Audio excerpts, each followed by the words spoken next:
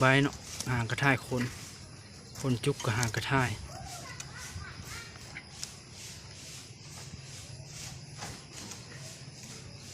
แต่ฮาบุมีนกต่อนกแตงสิมีลายอยู่เนาะนกแตงนะ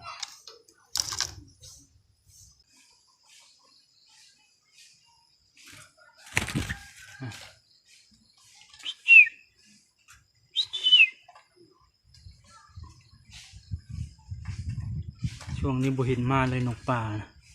น้ำกระท่วมอยู่กราบสบายดีFCหมดทุกคนเนาะวันนี้ก็มาอัปเดตนกให้เบิ่งตัวนี้นะหางมันโป่งชุดเลยทุกคนแต่ว่าหางมันด่องหลายพดหางมันหักนี่ด่องไปด่องมาหางหักซะเป็นนกลูกใบเนาะหางกระท่ายคนจุกกับหางกระท่าย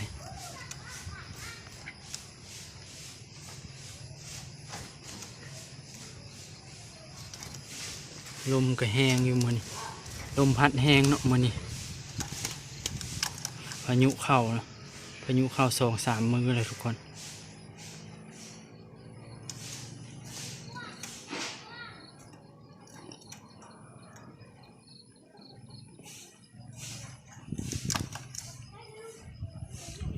ช่วงนี้นกกับบุมาเนาะ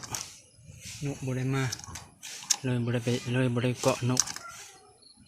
ต่อก็ยังเกาะไว้ทางหลังนี้เนาะ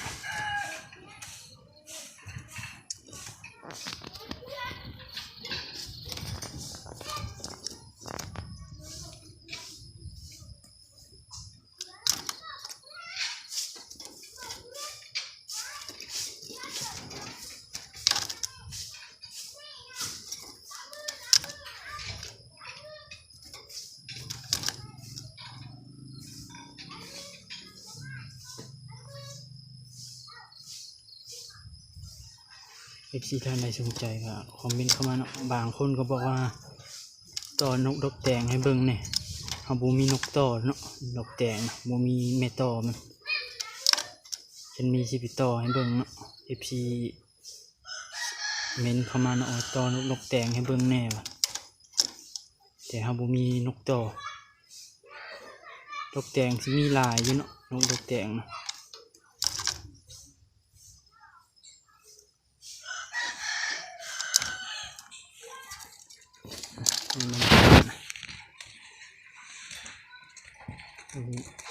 ท้องฟ้า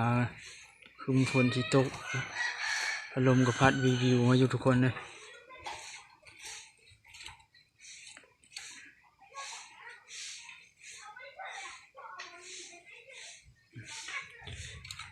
อยากแบ่งออกอยู่ตัวนี้ทุกคนเกณฑ์ภัยบุติว่าหางมันอันนั้นเนาะหางมันหักเนาะหางมนุษย์มันก็โป่งไหม้ได้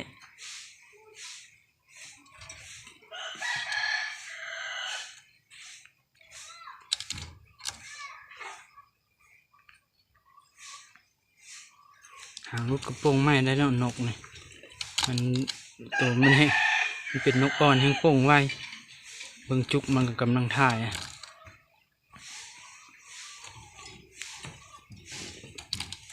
จุกมันกำลังถ่าย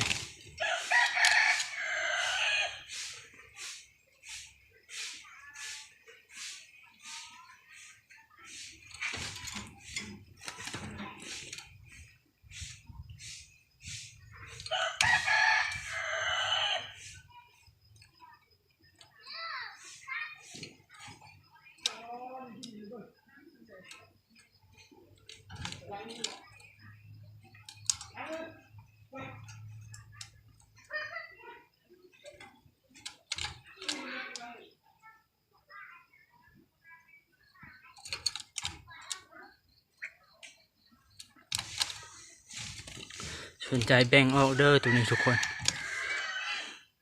ลูกใบใหญ่จากลูกใบเนาะตอนนี้แก้มแดงแล้ว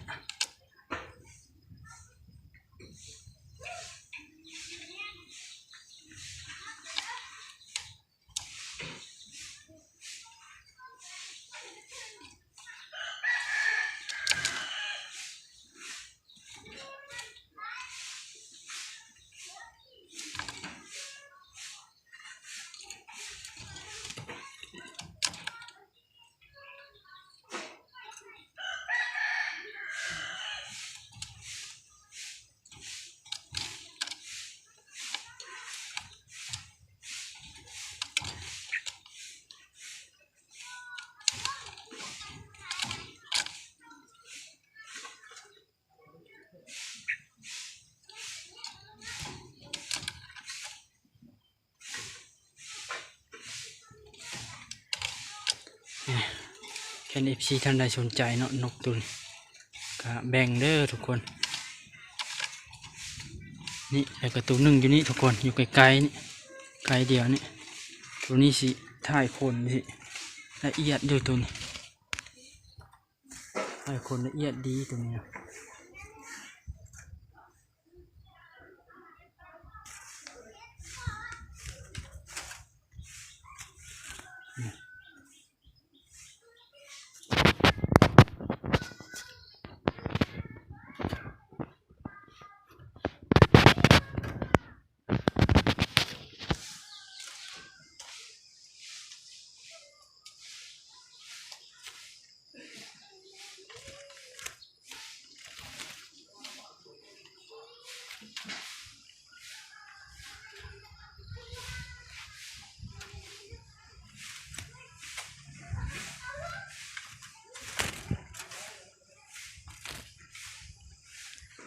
ตัวนี้ถ่ายคนละเอียดดีตัวนี้ห่างคนห่างก็ชุดคนจุกก็ชุดเลยเนาะ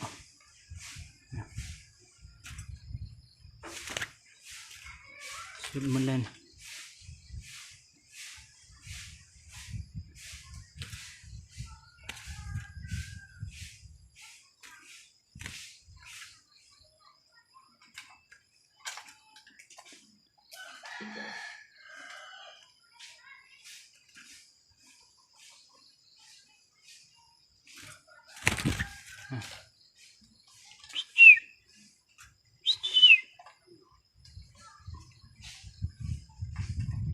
ช่วงนี้บุหินมาเลยนกป่านะน้ำกระท่วมอยู่ลุ่มใส่ห้วยน้ำท่วมเนาะทุกคนบ่ได้ลงไปเกาะเบิ่งน้ำท่วมใส่ห้วยน้ำยิ่งขึ้นมาหลายเพราะนะ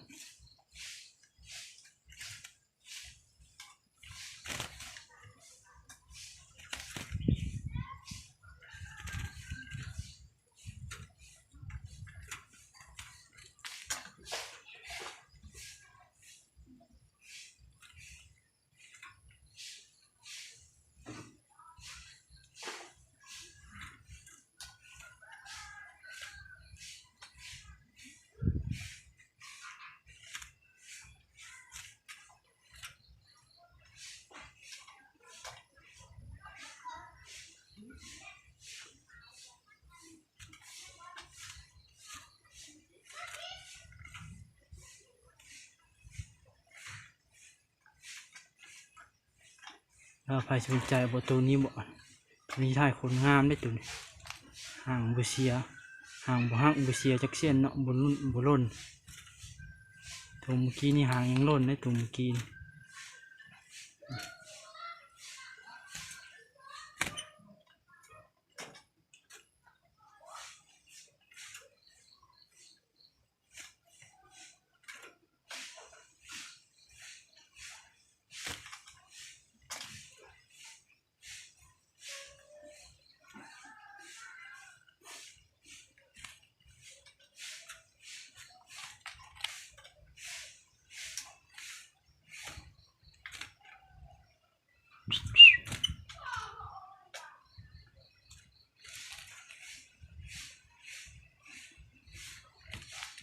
ลมพัดมาบ่อยๆ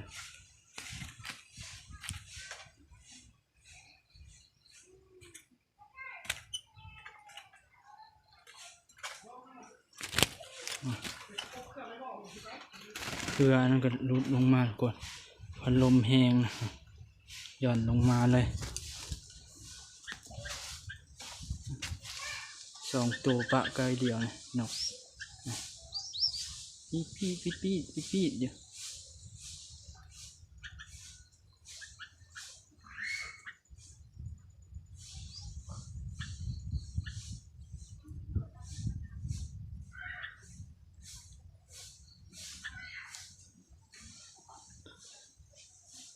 ตัวนี้เป็นอายตัวนั้นเนาะตัวหันยังอ่อนกว่าตัว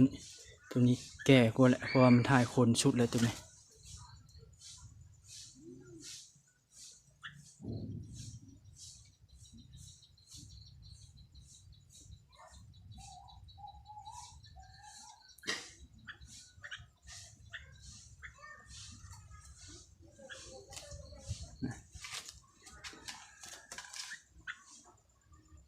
ถ่ายคนงามแล้วตัวนี้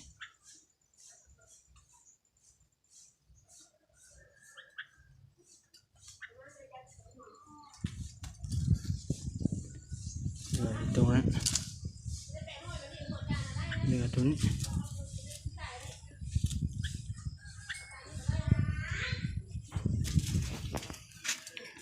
นุ่นหางมันยังเหลือสักสองเส้นประมาณ2 เส้นเนี่ยโป่งมันละหักมาจะมันบินเนี่ยแหละมันตัวนี้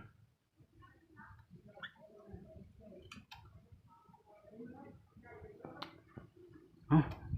โอเคเนาะทุกคน